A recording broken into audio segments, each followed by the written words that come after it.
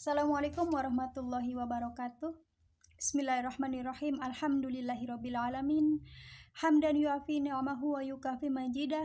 Asyhadu alla ilaha illallah wahdahu la syarikalah wa asyhadu anna Muhammadan abduhu wa rasuluh wa la nabiyya ba'dah. Allahumma sholli ala sayyidina Muhammad wa ala ali sayyidina Muhammad wa sallim wa barik alaihi. Amma ba'du. Dengan channel Tukang Kebun dan Kucing yang setia di sini, alhamdulillah wa syukurillah kita bisa berjumpa kembali, dan pada kesempatan kali ini saya ingin mengetengahkan sebuah bahasan mengenai budak angon atau satrio piningit, yaitu tentang antara Azazil, Dajjal, budak angon atau satrio piningit, dan hal-hal terkait lainnya. Bahasan ini mensyaratkan sahabat untuk telah memiliki dasar pengetahuan mengenai Azazil, dan bagi yang belum, silahkan untuk menyimak salah satu atau beberapa konten dari channel Tukang Kebun dan Kucing yang setia yang membahas mengenai sosok Azazil ini. Dikarenakan dengan telah dipunyainya landasan tersebut akan sangat membantu memahami apa yang saya sampaikan di konten ini. Ketiga nama tersebut, yaitu Azazil, Dajjal, budak angon atau satrio piningit, merupakan nama-nama yang erat kaitannya dengan sejarah yang telah terjadi dan akan terjadi di atas muka bumi, di mana beliau Azazil adalah sosok dari bangsa jin yang pernah menghuni bumi pertama kali dan pernah menguasai atau menjadi pemimpin di atasnya. Sedangkan Dajjal dan budak angon atau satrio piningit adalah sosok-sosok dari bangsa manusia, meskipun ada kaitannya dengan Azazil, terutama adalah silsilah secara goib saya sebutnya, dan bagi sahabat yang meyakini ini, bagi yang tidak meyakini silahkan untuk dikembalikan kepada keyakinan sahabat sendiri. Keduanya merupakan sosok yang juga akan memimpin dan menguasai bumi, terutamanya adalah di akhir zaman, di mana pada masa itu bumi mendekati detik-detik masa akhirnya menuju masa kiamatul kubro, kiamat besar, yaitu hancur leburnya bumi, langit, dan seluruh semesta untuk kemudian diganti menjadi alam lain, alam pembalasan, atau alam lain yang Allah kehendaki. Azazil ketika kemudian mengetahui bahwa bumi akan diberikan atau diwariskan kepada Nabiullah Adam alaihi salam,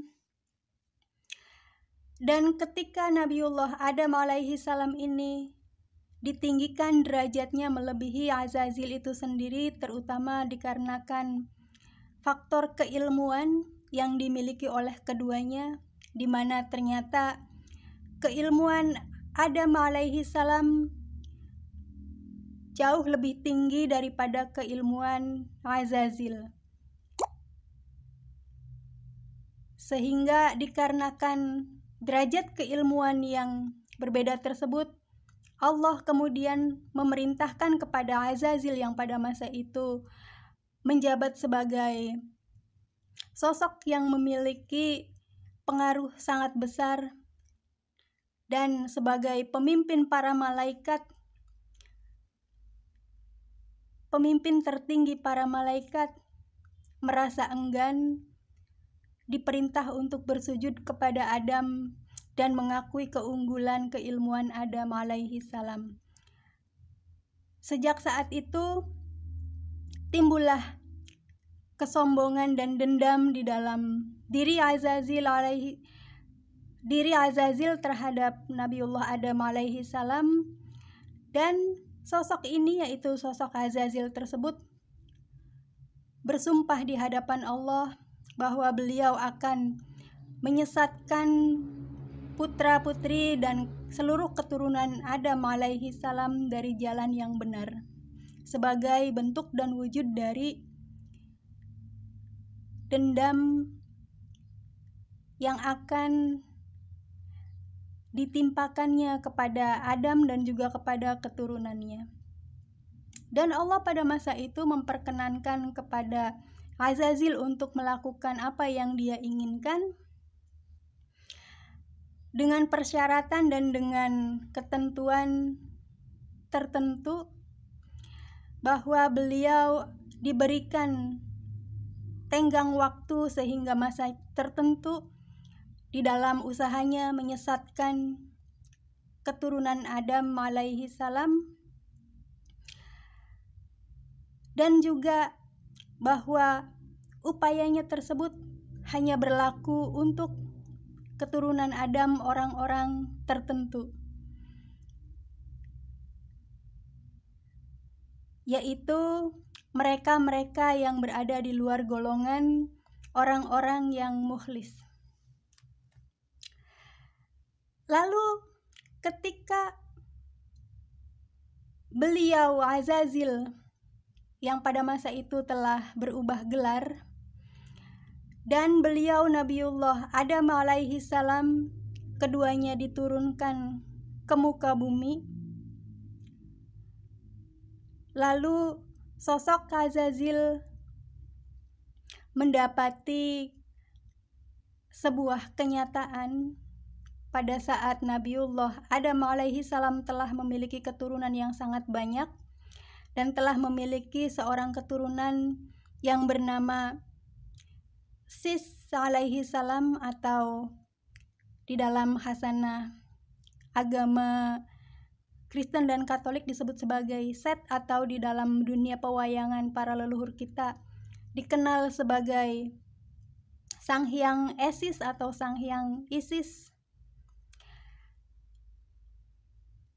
Nabiullah Adam alaihi salam berkehendak untuk memberikan berkah, ridho, dan doa yang sangat utama bagi putranya, yaitu Nabiullah Sis alaihi salam, agar salah satu keturunan dari putranya ini akan menjadi seorang khalifah di atas muka bumi dan akan menguasai bumi beserta isinya.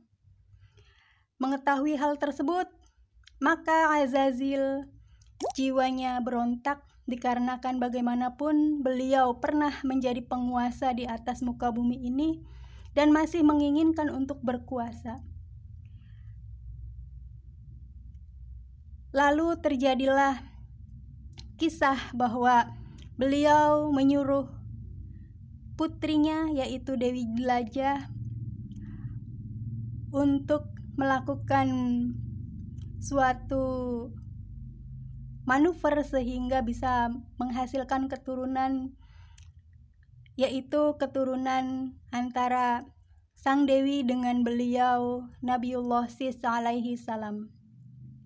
Dan dari keturunan inilah kelak pada akhirnya muncul yang namanya Budak Angon atau Satrio Piningit sebagai sosok sang Khalifatullah yang dimaksudkan, yang mendapatkan doa khusus, doa istimewa dari beliau Nabiullah Adam alaihi salam sebagai sang khalifah terakhir, khalifah yang sesungguhnya, khalifah yang menguasai dunia.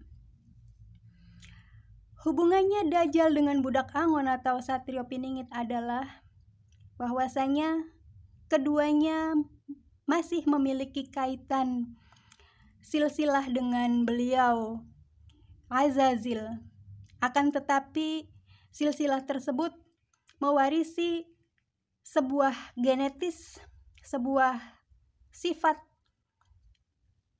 dominan, sifat khusus yang sangat berbeda dan sangat bertolak belakang. Di mana sisi beliau, sisi Azazil, sebagai sosok yang dulunya pernah sangat taat sekali, pernah sangat monoteis di dalam menyembah Allah Subhanahu wa Ta'ala, sosok yang sangat soleh, pemukanya orang-orang soleh dan pemukanya orang-orang yang berilmu,